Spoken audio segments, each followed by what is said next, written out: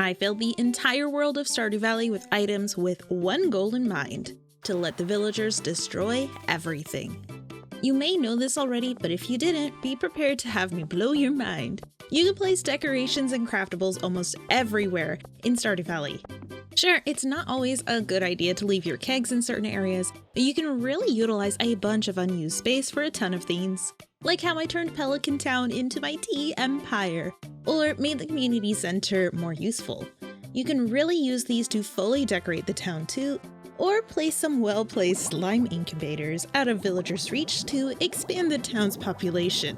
The possibilities are endless. Hey, hi, howdy, and hello friends, it's Wickedy here, and we are gonna take over the town. So there are a few maps on the wiki that have covered a lot of the areas where you can safely place items, but those were made before the 1.5 update came out, and without having schedules for each marriage candidate included.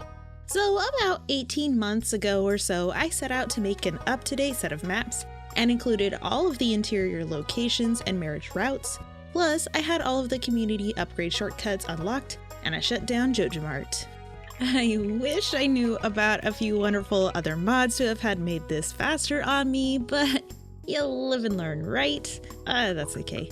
I honestly don't even know how many chests I placed in order to get this taken care of, but I did indeed place them one by one in every location I could. There are a few places inside of houses where I didn't place a chest, as I was 100% positive that was in a villager's path, and sometimes if you block a door, they won't break the chest and it can mess up their routing.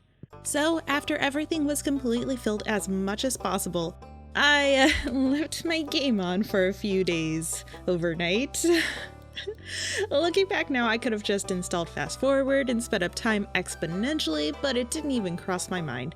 I just chilled there for 2 in-game years to get Kent going and do his thing, and then triggered a few more things. Routes change before and after completing the community center, and sometimes depending on your friendship levels with different people, so I spent a ton of time on the wiki looking at everyone's various changes to their regular schedule, and triggered everything, every single schedule option.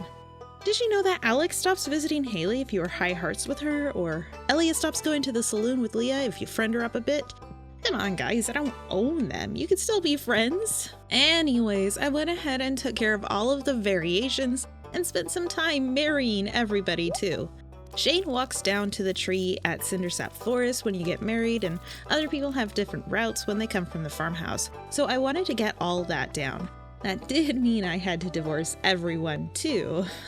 Oh well. Finally, I think I have it all. I even got Leo to do his normal island routine, and then I moved him over to Pelican Town to get him to cause some property damage too. So, what is the result? Let's take a peek. The bus stop has Abigail, Pam, and Emily visiting here from time to time. Emily visits Sandy on her birthday. I see a lot of potential here. Calico Desert has a lot of space that you can build stuff with, but on Sandy's birthday, as I said, Emily comes by to visit, and they spend her birthday causing a wake of destruction to all of my nice chests here. You have some space inside of the oasis too. The backwoods are untouched by anyone, which is fantastic. It's a great place for some kegs. And over at the bathhouse, you'll find that we have a ton of space to use how we like. Sebastian, Alex, Abigail, and Linus all come up here from time to time. Linus comes inside here during the winter, and Alex does to work out. The mountains are pretty untouched once you go towards the Adventurers Guild, and no one goes to the quarry, which is why it's such a popular place to expand your machines. Inside Linus's tent, he uses all of this space, and Leo uses most of the treehouse. The carpenter's place has some spots clear, and Sebastian only uses about half of his room. Perfect place to put some crystallariums and collect some frozen tears. Down in Pelican Town, you'll see a lot of various trails from people staring at the river or going to the playground or the community center. There are quite a lot of good places to place things though. I did place a bunch of chests inside of JojaMart before I shut the place down. It looks like this. Keep in mind that if you leave stuff inside there and then fix the community center, it will all be gone when it changes. Now that JojaMart is a theater, here's the layout that we have here. And the layout is the same if you decided to go with the JoJo Theater. Lynn's place has some space for you to place your own furnaces and geode crushers. The museum has room for you to place around all of those rewards that you get. Lewis's place has plenty of space to place whatever you want. Evelyn and George's house have room for a brand new TV if you really feel like it. Jody's place is mostly used, and Emily and Haley's place only has a little room to spare. Here, let's expand out the sewing room. The air shop does have a lot of room here, but it is mostly used up during aerobics class. And the saloon also has a lot of room, though I did make sure to see Alex's 14 heart event to test out the before and after for the back room, as that does change some things. Now, the community center. Before it gets fixed up, the whole place is untouched by anyone. But be careful placing things here before you fix this place up. Some items might be hard to reach after the change. After the place is fixed up, this is what it looks like for usable space. I've done quite a few different layouts with this space to see what's the most profitable, and I've linked that video below. There really are quite a few ways that you can use this space. These sewers have no NPC paths at all. You can do whatever you want in here, and the mutant bug lair too.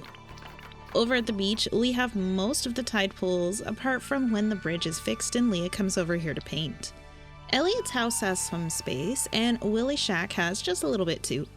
The beach itself has a ton of free space, but once you get the resort unlocked, you'll get a ton of people wandering around this way, so be sure to clear a good path, or its everything will get destroyed. Marnie's ranch and Leah's house all have some real estate to do stuff with, and Cindersap Forest actually has a ton of space. No one even goes down this way. There's plenty of space to express yourself. Over on the island, we have only a few paths, mostly for when the resort gets fixed up. And Leo does like to wander the island too, depending on the day and the weather. His hut and the jungle area are mostly just some paths he takes to get to other places, and he actually visits the shrine sometimes. At the resort, Leo likes to hang out near the edges. Let's look at the north map. He does go up to the cliff sometimes and visits the trader here too. Nobody goes to the southeasternmost part of the island or anywhere on the west at all. So these areas are all good to go for you to do with as you please.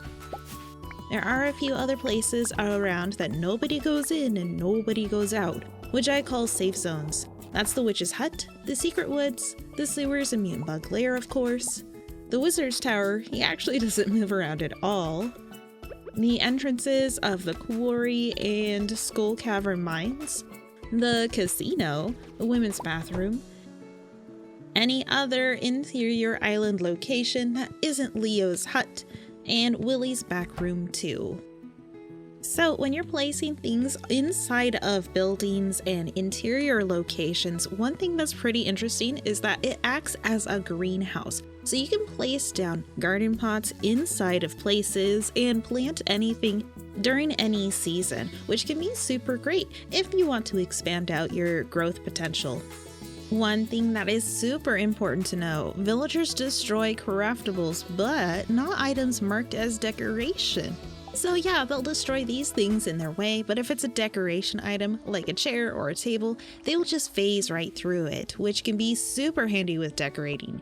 Be sure to pay attention to the item and that it says decoration in the description, and be sure to get one placed on their returning path too.